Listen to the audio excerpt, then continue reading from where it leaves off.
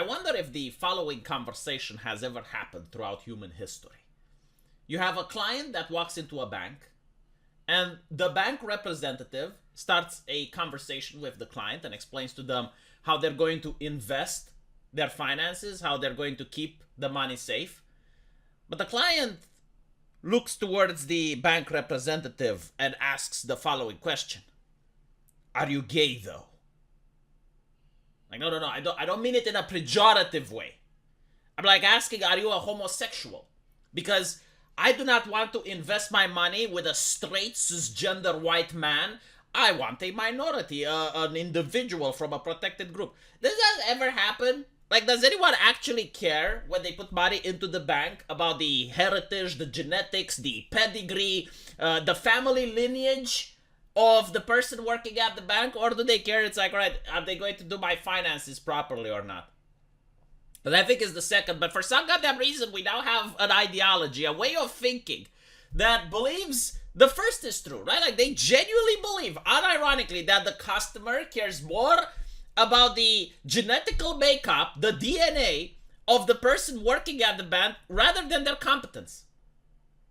So, I'm not saying that this is why the SVB bank has failed, but what I am saying is that this is what they were supporting. This type of cultural change is what they were pushing for and advocating for, whether you liked it or not.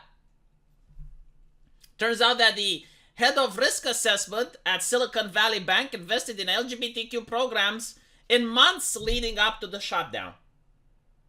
So, I just want to point out, like, to me, it's kind of like a religion. It's kind of like hearing that the people in charge of risk assessment would start investing in businesses that have to do with Catholicism and Protestant minority groups in Africa. And, you know, like, you're starting to wonder, it's like, okay, in a normal circumstance where everything goes fine, it's okay, but when shit goes down the creek, you're starting to wonder.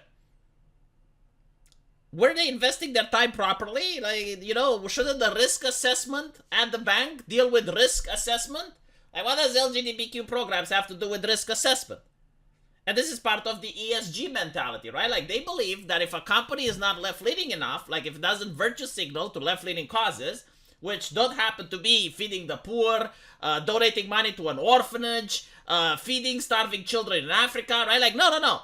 That's not part of the left-wing ideology. The part of left-wing ideology is to show the rainbow flag, to donate to activist groups, right? Like, this is modern left-wing ideology. And they unironically believe that if a company doesn't do this, it will end up being bankrupt. Why? Because the activists will complain. Like, it will get public pressure. Right? Like, no, seriously, like, this is how they actually believe. Like, if I have, for example, a clothing store, and I do not advocate for diversity nonstop, then if I do not promote, for example, LGBT issues, it means that I must be homophobic. Because only a homophobe would just run a business without virtue signaling. Right? So they believe that I will go bankrupt because I do not follow the social issues. And by not following the social issues, I will get angry people boycotting my store. Okay? Does this ideology make any sense to you? Because it didn't make sense to the Silicon Valley Bank and many other institutions. So listen to this. The head of financial management at SVB spent the months leading up to the shocking bank collapse launching and leading LGBTQ campaigns for the company. Miss J. Erspa, the head of financial risk management, organized a month-long pride campaign, a space for employees to share their coming out stories, and co-haired the European LGBTQ employee resource group as the bank was at the brink of fucking collapse. Right? You gotta understand, like, this collapse did not happen overnight. I mean, it happened overnight for you and I because we just read about it. But for the people who are working at the bank, like, they were expecting things are going bad. This is why many higher up, many investors started selling their stocks weeks before the collapse because they realized bad things are coming. So when this was happening, these individuals were doing this. Just 4 months before, it's similar, in my opinion, to the dancing nurses of TikTok during the great pandemic, like when the plague was upon us, when you had like the trucks of dead bodies rolling out of Europe, right? Then, and you see like all the nurses dancing on TikTok, it's kind of like that. Like, don't you have anything better to do? Shouldn't you focus on other things?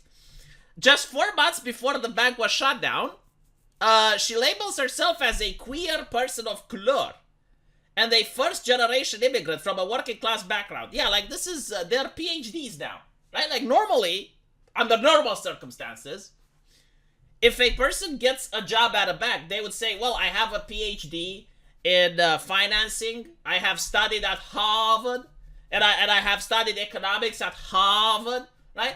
But no. Now they're like, okay, so I'm a queer person of color, Latinx, coming from an immigrant background. Like, no one fucking cares.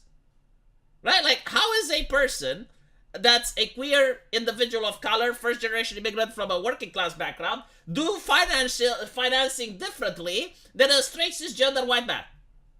Like, this would be my first question, right? Like, so, you tell me this information, how does that help you do financing better? If it doesn't, why are you giving me this information? It's irrelevant. Look at this. She was an outstanding LGBT plus role model in 2022. I didn't even know that that list exists. The phrase, you can't be what you can't see, resonates with me as a queer person of color and first-generation immigrant from working-class background. There were not many role models for me to see growing up. I feel privileged to co-chair the LGBTQ ARG and help spread awareness of lived queer experiences. Now, I don't know if she did that. I mean, I guess she's doing it now because she's on the Fox News website, right? Like, she is spreading it like wildfire. But when it comes to finances and being the head of, what was it? The head of risk assessment, this is like putting a Catholic priest as the head of risk assessment. It's like, what does one have to do with another? Hey, you're putting the bishop of Canterbury in charge of the head security at the bank. Like, he may be a very good bishop, right? Like, this, I'm not saying that this lady isn't great at raising awareness. In fact, as I mentioned, she's amazing.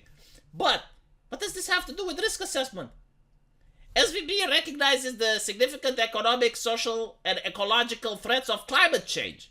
Holy shit. We support entrepreneurs and high-growth companies advancing innovations to reduce the greenhouse gas. Well, you're not supporting anymore because you're bankrupt. I feel bad for these people that lost their money. You know, it was more distressing to hear that the bank officials sold their stocks before this happened. So they knew. They fucking knew. It's depressing to me. Who knows whether the Justice Department would go after them. They're a woke company, so I guess not. They'll probably get away with it. Well, they probably will. But I just want to show you, like, this is what people mean when they say clown world. Like, it's fucking ridiculous. Right? Like, who cares about your identity, your heritage, your pedigree, who you're fucking? Like, why aren't you talking about your qualifications? Such an American way of viewing things. And unfortunately, it's a growing trend rather than a decreasing one.